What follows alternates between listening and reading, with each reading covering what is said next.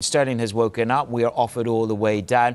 The risk of no Brexit and prevarication is what is the dominant theme this morning. What do you make of it? Yes, it's definitely becoming more of a chance. It's certainly, from the market's perspective, the least desirable without any question at all.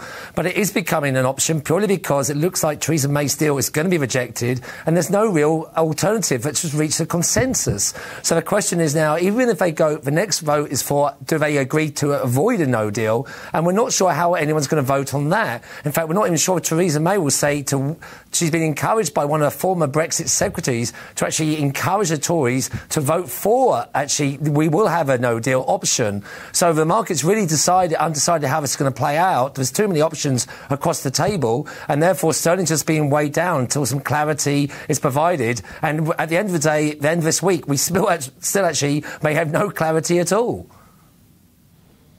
David, how much of the moves we're seeing in cable is a function of stories or developments outside of the UK's control, be it what's happening in Europe or what's happening even all the way across the Atlantic with the US?